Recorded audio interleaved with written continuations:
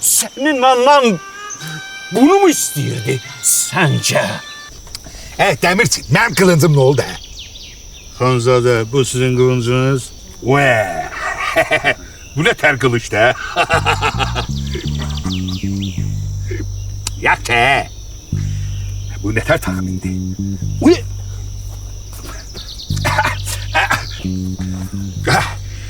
Hiç olmaz, elimde saklayaram. Bu da sizin sarı dələkli oxlarınız. Oo, geçek değil. ne gülümsene?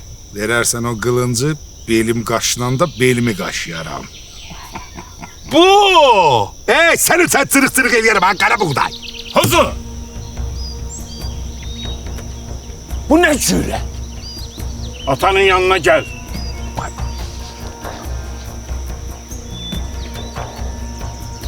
Dayan.